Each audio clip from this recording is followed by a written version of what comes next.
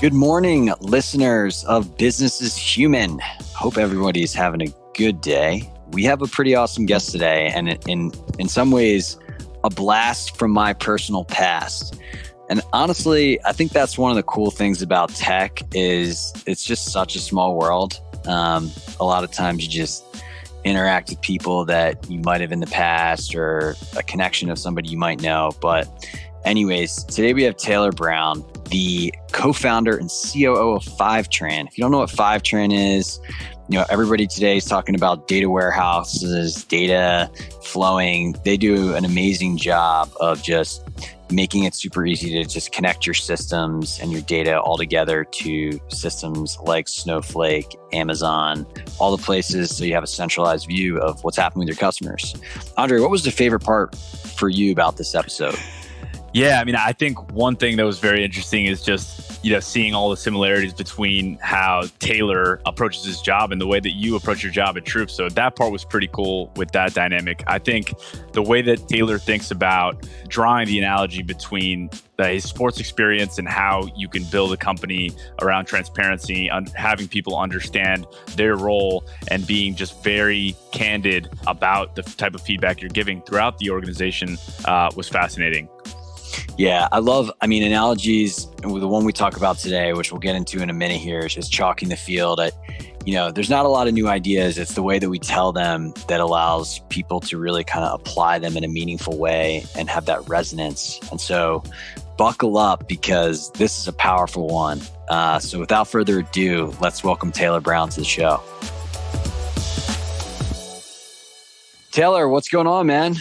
Scott, how's it going? It's going good. I feel like I got to let the listeners know on this coincidence. I had first met you, over a decade ago when I was on a college football visit to Amherst College, and you were my host. And here we are 10 plus years later doing a podcast, both running technology companies. And completely coincidental that this connection happened. So, man, it's good to see you. Yeah, likewise. It's such a small world. Good minds think alike, and I'm just glad we ended up in tech together. Yeah, I agree. So grateful to be working in this industry. And I think one of the things we talked about just conceptually that I know you think a lot about that I think would be interesting to explore in this conversation, tying in that sports analogy in some ways, if you will, is what you call chalking the field. Let's explain what you mean by that to our listeners. Sure. So chalking the field is a concept that we've brought into Fivetran in the last 2 years, year and a half. And I think before I dive into the analogy, we think of Fivetran as a team rather than as a family. Now, some of the best teams that I've ever been on are my closest friends. And so there's a very close connection there. But I will say, that's the world in which we're coming to this from.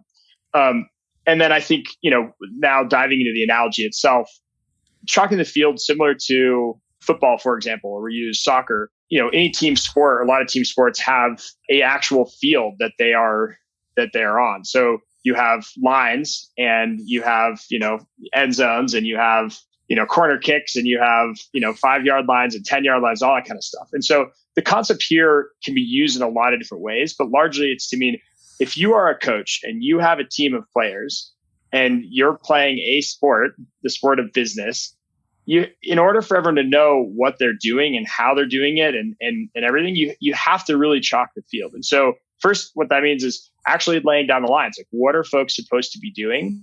Like, how do they score? What does success look like? What position do they play? Are they playing quarterback? Are they playing wide receiver?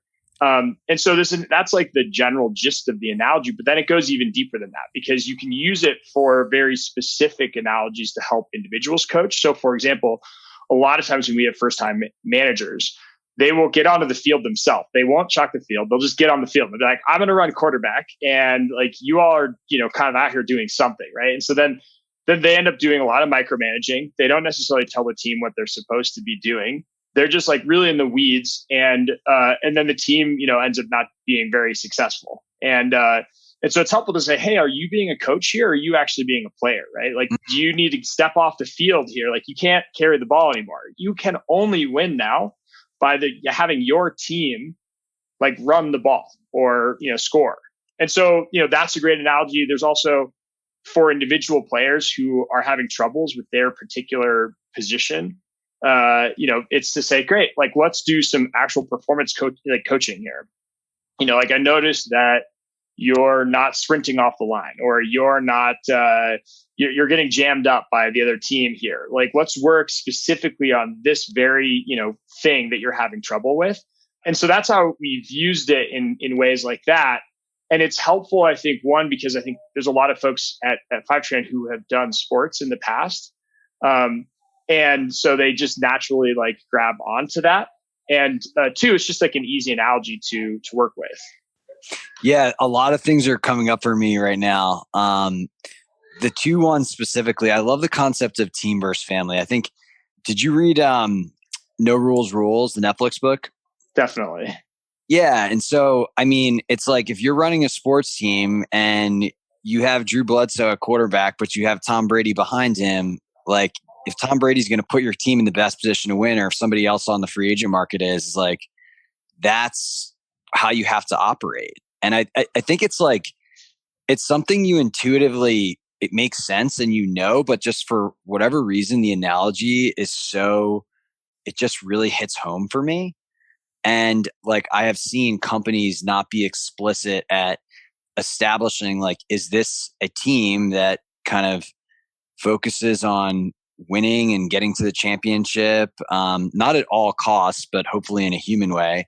Or is it a family where it's more of a nurturing culture, where performance and the opportunity cost of not having the best performers is something that maybe you're okay with? And I think that explicit call out throughout the culture and getting everybody bought in and on the same page, even from the moment the recruiting process starts, is awesome. When did you guys decide that that's the way that you wanted to behave? I think it was just from the beginning. Like that's so George, my co-founder and our CEO, he's a longtime family friend.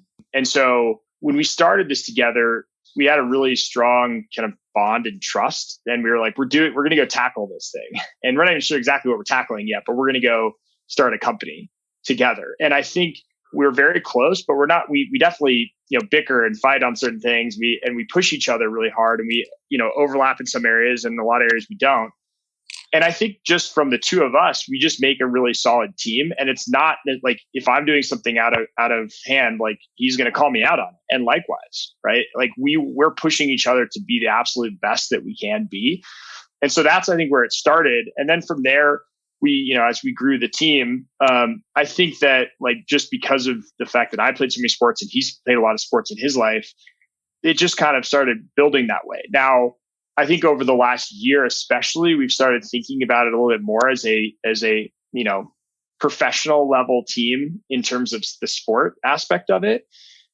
Whereas before, I think it was really like, it was a little bit more nurturing, very values-based culture, which is fantastic. But as we continue to grow and as we need to drive performance more at the company, like as we're scaling, what we've recognized is that similar to a top team, like, one that Brady would be on, if you have players, for example, who are not necessarily playing at that level, they take the whole team down. And what happens as a result of that, your top players leave. And so it's one of those things where you like have to make a decision, how good do you want to be? And if, similar to No Rules, if you want the best people, then you have to have the best people on the whole team. And I think that the thing I recognize, because there's been a number of friends that I've hired and whatever else, is that I may really love the people, but if they're not like performing at the team level, just as I would on any team sport that I'm on, doesn't mean I don't like you as a human, but I'm going to push you really hard and I'm going to try and lay it out for you. Like, hey, we need you to do a better job here. You need to score, more here. You need to do whatever. And if you can't, that's fine. We're going to try really hard to get you there. But if we can't, like, we may have to, replace you or bring in someone else above you or whatever. And that transparency and openness around it, I think actually makes it much easier for people to know where they stand on the field, like what they have to do to be successful and what happens if they're not. Yeah, I think that was definitely a contrarian insight for me, where at a certain point it was like, are you being an asshole? And are people going to think you're an asshole if you fire somebody too quickly, or, whatever it is, but more the recognition that like the best work environment, the best players, they want to be around the other best players. Like you're actually pulling people down that you care about by not taking action, frankly, in those scenarios. Yeah, I mean, that's been a big learning for me. And the other one that I liked with your analogy of this is really that point around kind of like the context of the field. One thing that I think a lot about, and I know a lot of other executives, is a lot of times you bring people into the organization, and instead of thinking about like your field, they think about just applying whatever worked for them on any field they've ever been on into that new context. And in most instances, the game has changed. Like your game is a different game than the last game they played, whether that's because it's been 5 years and the market, just the way people do things have changed, or the business is different, or the customer is different, or whatever it is. And I love that idea of chalking out the field, giving those people the context, but then seeing and watching and observing, like, how do they behave? Are they trying to play in this game, or are they trying to play another game? That's a very good point, which is the players actually help represent how you're going to chalk the field. For example, like if you have LeBron James on your team, likely, you're going to make sure that he's a key part of your overall strategy. And then you're going to kind of build a team around that individual. And so a lot of times you have to understand who's on the team. And then also you have to really understand, like, what is the game? I mean, it's different at every single company. So like the go-to-market motion may be extremely different from wherever you just came from. And I don't think you can just take a playbook from somewhere and say, hey, we're just going to run this thing. Like, it takes time. You have to understand the players. You have to understand the dynamics of the overall, the rest of the company. You have to understand the product. Like, there's just so many pieces of that. And that to me is what's fun about it, right? Like, you take that as a conceptual thing. You have to think through and understand the context. And then you have to work with your team. And it's not just like folks go to Brady and say, hey, Brady, like, this is what you're doing now. Like, he's just as much as everyone else helping to like chalk the field for the rest of the team. He's like, yeah, I'm on the field, but I'm also going to help be, this is the role that I'm going to play on the field. And they're going to give the feedback and everything else to the coaches in the same way. So Taylor, here's a question for you, because, I totally agree. Obviously, everyone wants to build an amazing team that works cohesively and inspires everyone else around them, right? But you were talking about how your company's kind of undergone a transition. You guys were more nurturing in the past, and now you guys are scaling out. You guys really are changing the course towards all out productivity, efficiency, and high performance. And in order to do that, right, a big part of that is giving that really objective, transparent feedback. But I'm guessing that the organization was not used to doing that beforehand, as you guys were making this transition. So I'm curious how you guys brought transparency into the fold and brought that into the culture. Yeah, it's a really good question. I mean, I think it's on a scale, right? It's not like we've switched completely overnight. I think generally we've, from the top down, George and I have tried to have transparency throughout. Now, transparency and radical candor and feedback are two very different things. And I think when you have a family kind of oriented, values-based culture, oftentimes you beat around the bush when you're giving feedback, right? You're not giving that like radical candor, like, hey, you're messing up in these ways. And so I think certainly we've definitely had some of that. And the reality is we don't want to go to a completely performance-based culture. Like, values is still extremely important. And it's a combination of like half values, half performance that you want to get to, or that we're aiming to get to. I've definitely seen companies that have shifted too far, too fast. They've really tried to go like, we're just performance, and they lose the values piece. And what that creates is a highly competitive, team culture where it's very like cutthroat and folks are just fighting each other. And that's where we don't want to get there either. Like, we want to have a close, tight knit, like team first, values based performance culture. And frankly, we're not there yet. And it's not something that we're trying to, do overnight. It's something that we're trying to do over 12 to 18 months. And it starts with the leadership, and it kind of like you slightly move your way over, and you start to be a little bit more candid and feedback to teams and feedback to yourself and getting feedback from the teams and being open to that. And like, it just, kind of moves over bit by bit is the way at least we're approaching it. Yeah, and as you're talking about it, real quick, it's just I just thought of an idea, but if you have a really good relationship with, say, your co-founder or someone else in the leadership team, something that could be really interesting to try out is almost give and model and like play out a situation where you're actually giving your co-founder or another leader really candid feedback in front of the entire team. Like, let's say in an all hands meeting, it's like, this is how we expect our feedback to be delivered across the organization.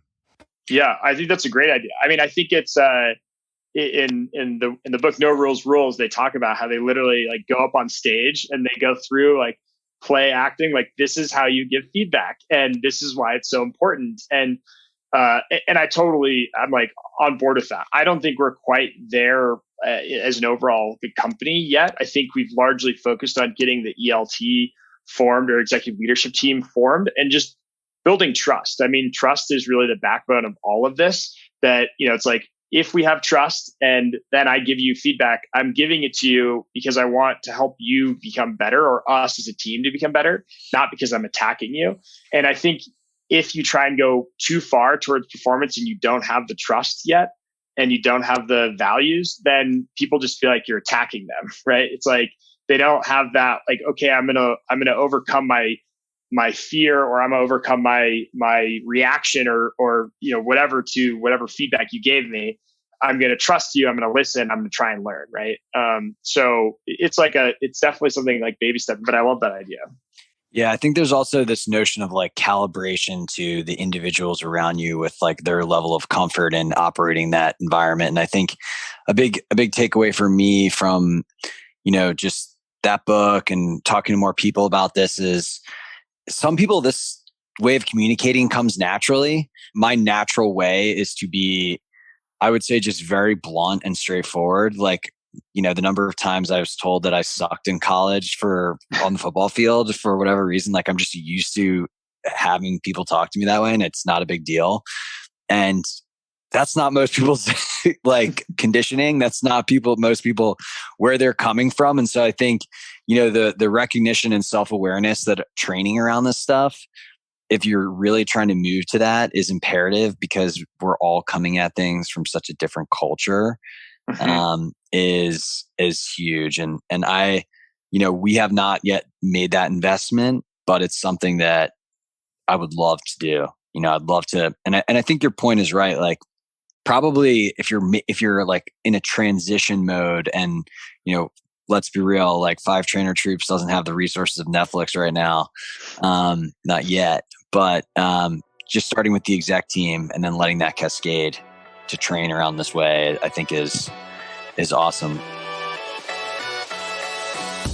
Hey, Andrei from Troops here. Are you using Slack or Microsoft Teams at your organization? If you are, then you have to be delivering the right information to the right people at the right time, from your CRM, marketing automation, support, sales engagement, and customer success systems in an actionable way with Troops.ai. But don't just take my word for it. Listen to what our customers are saying about their experience using Troops. If you don't know you need it or not, you need it. It's as simple as that. From my perspective, if you are prospecting on Troops, just get it. Just get it. It's not a decision that you have to think about too much. It's one of those tools that you need in your stack.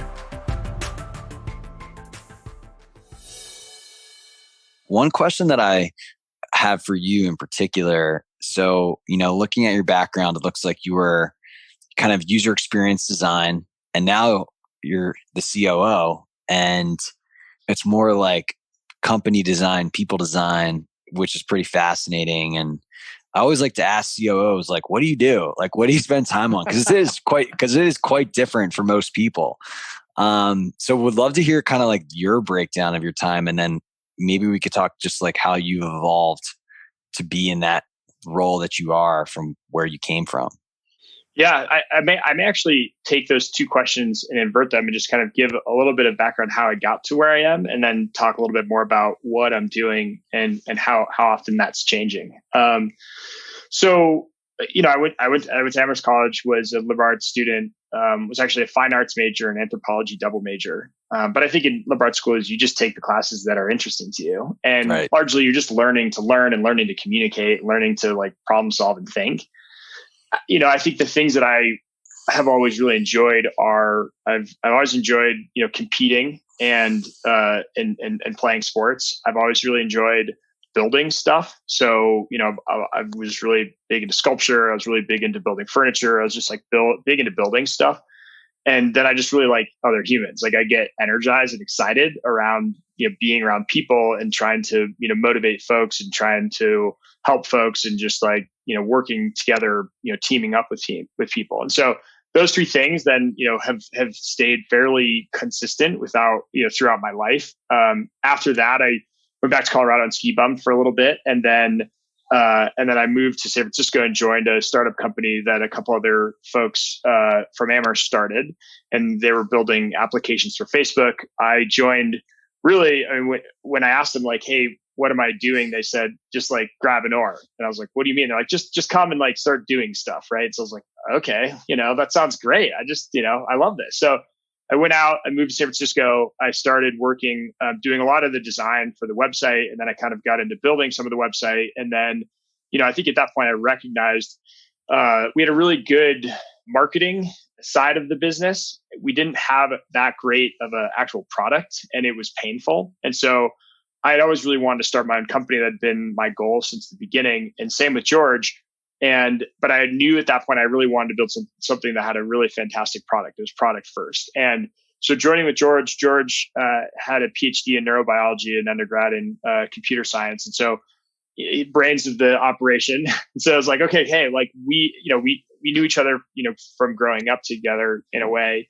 And so we had a lot of trust, and, we started Fivetran, and we iterated a little bit on like who we were helping. We were like, hey, let's help scientists with data. And then we're like, hey, let's help analysts with data. And then we kind of like iterated, like, how do we help analysts with data? And then eventually we landed on this, pipeline or data integration product. And, throughout that process, I continued to build a lot. And, you're constantly competing because you're comparing yourself to all the other companies out there.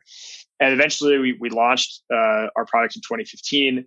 And from there, I basically did all the go-to-market for the first 2 years. So like I did all the sales, I did marketing, I did partnerships, I just like did all that. I did HR, I did, and like at that point we hadn't raised any more money, and so we largely were living off of the sales that we had. So it was quite stressful because you had to perform, you had to sell in order to survive, and that built, I think, the right culture of deliver, execute. And then as we continued to grow, then I started adding folks underneath me. I added, some more sales folks. I added some marketing folks, and then we kept growing. And like I added a VP of sales and a VP of marketing, and then VP of partnerships, and that we have VP of HR. We have VP of we started adding all the folks. I largely focus on the go-to-market aspects of our business. So VP of CS. That's the area that I really love the most. But I'm still involved, obviously, with a lot of the other aspects of the business. This last year, so that's kind of like the umbrella of things that I have. I think I do a lot of the operational pieces of the business, like making sure things are running, making sure board decks are done on time, like all that kind of stuff.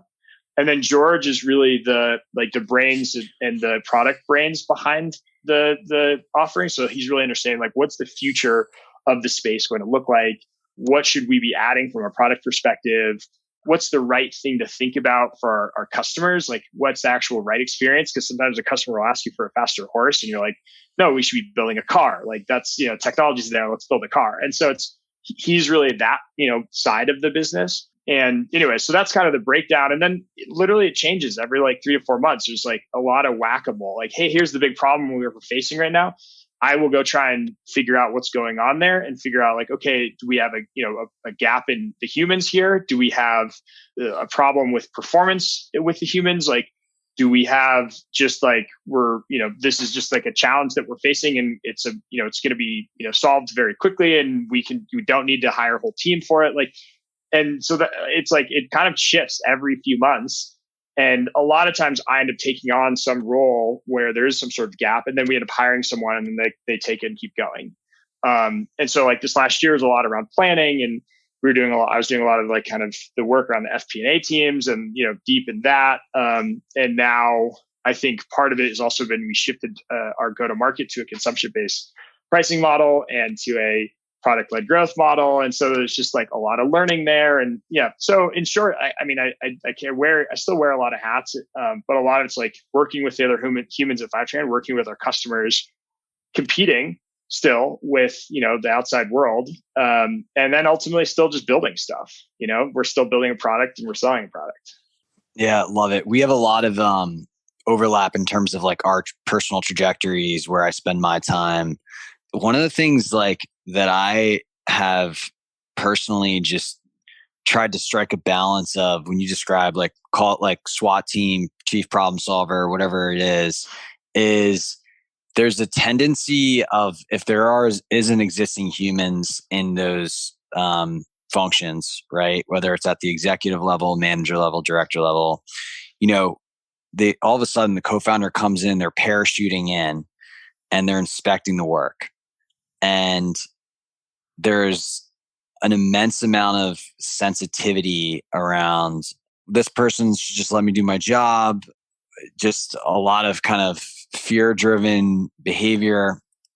How do you strike that balance? Because I personally, I've learned a lot in that. I've made a lot of mistakes. And there is like a balance of like, hey, if something's performing well, like it's pretty easy. You kind of let people do their things. If it's not, you obviously don't want to let that behavior continue, but you also want to empower your people to be successful and get there on their own and not, be micromanaging. Yeah, it's a fine line to walk. And I would say there's a concept from Andy Grove's book, High Output Management, called task relevant maturity, which is basically measuring any leader on their, the number of reps that they've done a specific thing. Like how veteran are they at that thing? And what I have realized is it doesn't necessarily matter like how many years of experience or whatever. If someone's done something 10,000 times in the last 3 months, they're probably a professional at it. And oftentimes when going into a problem area, I looked at this point to see how is the leader doing, like how strong is their task relevant maturity to the problem that we're facing? Because it's either a new problem came up because there's some shift in the business or the market or whatever that they're not used to. They don't know how to handle that. That could be one thing. It could also just be that all of the folks around them are growing faster. And so, think about it like a Peloton where like the whole team's going and someone's kind of behind. Once they're behind, it becomes really, really hard, especially in positions like operations positions or, business partner positions, because they're trying to catch up with your sales team, and maybe it's your finance team, or maybe it's your HR team, or maybe it's whatever. And they've got a lot of way to go. And so the thing then is sit down with that leader and figure out like, hey, why are these problems happening? And is it because they're not prepared on that? And so oftentimes what I'll do is then I'll go talk with a bunch of subject matter experts who have done that thing before. And then I'll say, hey, is this just like a normal thing and our leader can handle it? Or are we just like way in over our skis and we need to bring in a new leader? Oftentimes I try not to just like dive in myself. I mean, I think I've had in the past a lot of like, well, let me learn. I want to go learn. And then like, let me dive in and do it. But what I realize now is that I, as a COO, I'm more of a generalist. I can get quite deep, but there are folks that are so much better at these things than I am that have a lot more experience. And so I'm just going to F it up if I go in and try and like start changing stuff. It's more of like, I need to find out, can we help this leader by getting them a coach, external coach or otherwise, or do we have to bring in a leader over them? And then you have those straightforward conversations. It's usually still quite painful. It can be, but sometimes it's not. We've had 3 or 4 times where we've gone through that and the person said like, hey, I got to tap out. Like I'm overwhelmed. I can't grow any faster. I need someone to come in over me. And they've like straight up asked us to bring in a leader above them, and they've been helpful in actually hiring that leader. And so it's been, that's been my approach for the most part. It's funny hearing you say that, because I feel like something that you touched on that's very powerful is that if you're a founder, what you really are is like you said earlier, Scott, a chief problem solver, right? And if someone that you've hired that has subject matter expertise in that area is tackling a problem, the way that you should parachute into that is to help them truly understand the problem, right? Because there are a lot of intricacies that they might be missing because they're looking at it from, I am a finance expert, right? But something unrelated to finance that you might be able to spot could be holding them back from actually getting their job done effectively. So if you can get enough expertise, go just deep enough, and then understand the problem and fill out those gaps, and then zoom back out, you've essentially done all you can to empower that person. Yeah, I've seen this tactic used a lot for for non-technical founders with the classic, we're not shipping fast enough. Like, does my engineering team suck? Like, does my product team suck? And, kind of like enlisting out third-party resources in some form or fashion to help you ascertain like the truth behind that. The other thing that I think is an important point is again, not to just talk about no rules, but after you do that, after you have those candid conversations, bring in a consultant or whatever, just really it's an exercise of pattern recognition and understanding, did this behavior change? Like that's the job is to be an observer. And when you get people to help, or you bring in whatever it is then you have to understand, is the behavior changing or not? Yeah, it's tough because there's always more context than what you think. So typically when you're problem solving, you try and break it down to like a couple core problems, and usually so you kind of oversimplify what's going on, and that's not typically there's always more stuff going on. Like there could be people are having trouble at their house, or like there's market changes that you're not necessarily seeing, or and so it's like it's quite difficult. And I think the thing that I've learned over time is that the individuals that are closest to the problem, that that have the most context, typically are the ones that are going to make the best decisions. But sometimes they'll make decisions that are quite obviously, they don't seem like the right decisions. And the problem that I've had is not allowing folks to make the wrong decision and then learn from it. Like allow them to have the ownership. Like I would say that's one of the challenges that we're facing right now, is just, especially as we've gone through so much change, especially in our go-to-market, where we have a new pricing model, we have a new go-to-market model. Everything is so interconnected in a consumption-based pricing model and a product-led growth model that if you let everyone go off and do their own thing, you end up with like a Frankenstein. And so we've had to be a little bit more controlling as we go through this planning process. But then folks don't have the ownership to fail, and they don't have the ownership to own. And then you end up having more single points of failure in terms of your business. And so it's tough. And I think that that's something that this year I'm hoping to work a lot on, is just allowing folks to own and making sure we have really clear metrics for what success looks like, back to chalking the field. Like, hey, this is what touchdowns look like for you. Like, you now own this. You can win or lose the game, and I'm going to let you win or lose the game. And that's like, it's been hard for me personally to get to that place. Feel that. And that's to your point around like changing the go-to-market motion, and then the concept of task relevant maturity. When you guys decided to make that change to product-led growth, which I think a lot of companies are, just because that's how people want to buy software in the modern era, did you say, hey, we need to bring in a bunch of PLG people with this experience? We're going to, just try to make the change ourselves and see if our people can get there? What was your approach? Even before going to product-led growth, we decided we want to move to a consumption-based pricing model.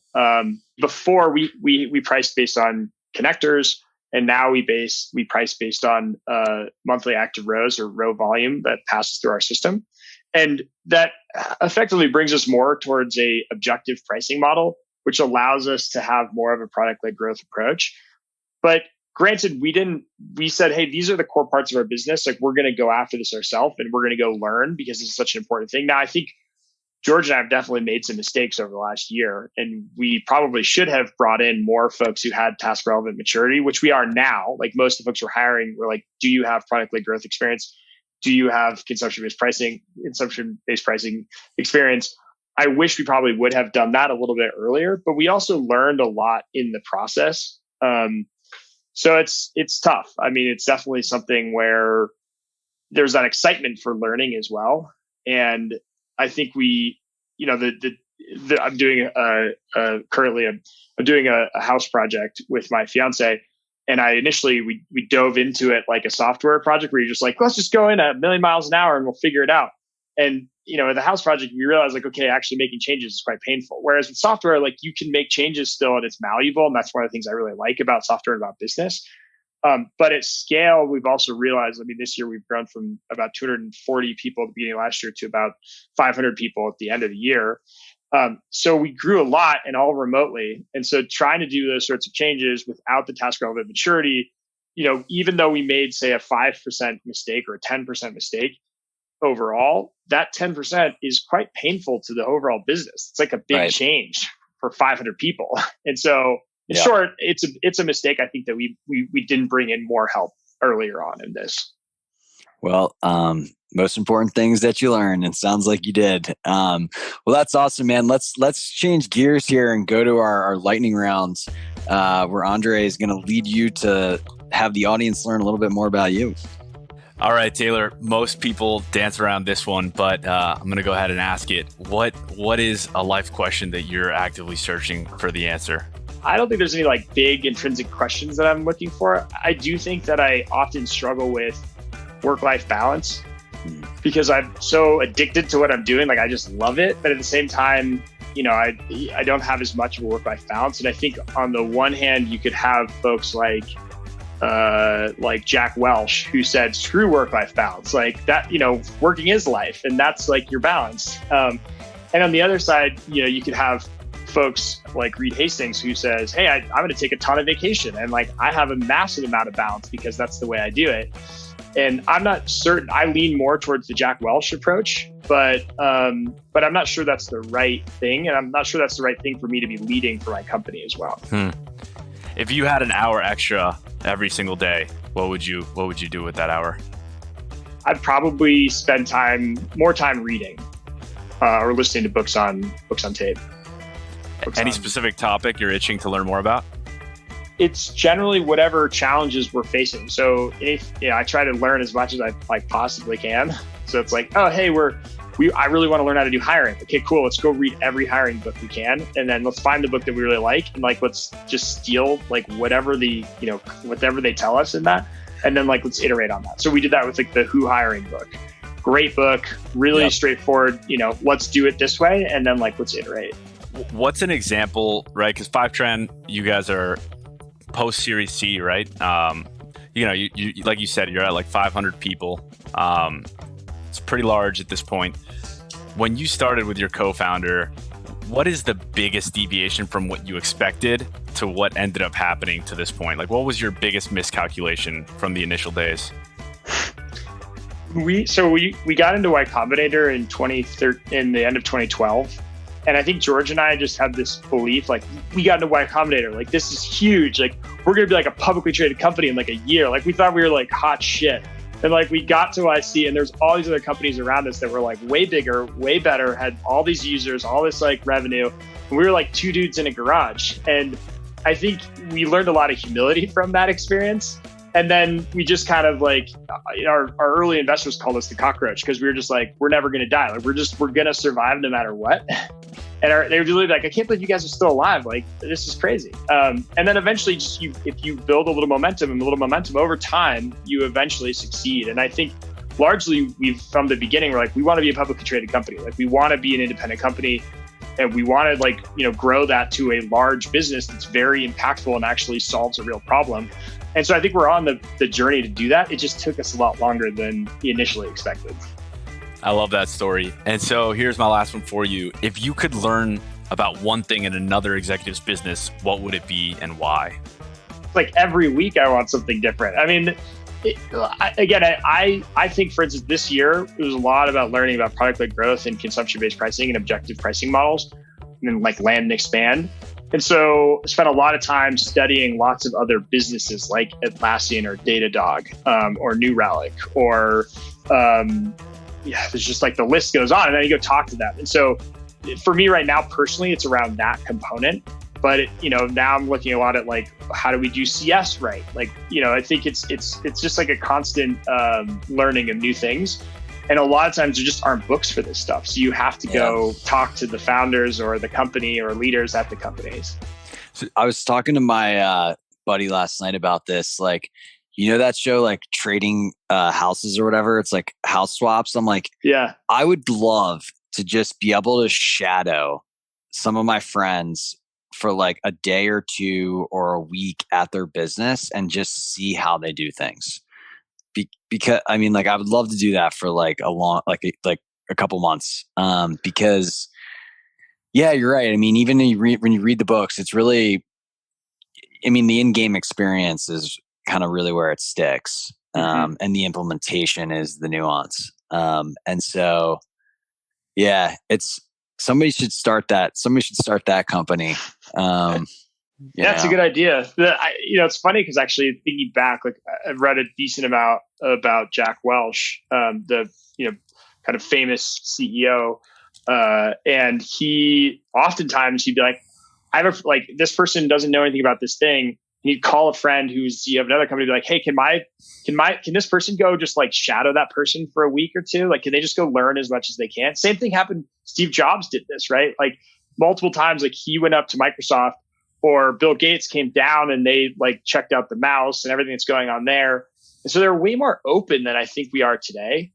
And I can't really tell why that is, but I think that like overall the business innovation goes up in the industry, but folks are just very cagey about it now. They're like, these are my trade secrets. It's like, you're not doing anything that much different. Like, might as well learn from each other. Yeah. I'm a part of this. First Round Capital was one of our investors, and I'm part of their, they have this like group thing they're doing where it's like group therapy or something. And one of the things they do is they do this thing at the end where they have 3 people do show and tell. And it's like, people will share their screen and like show something cool in their business. And it's like, hey, here's our process for like how I manage our process for like exec scorecards or something. And I'm like, this is freaking awesome. Like, I love this. And so, yeah, I think there needs to be more forums for more of that type of stuff.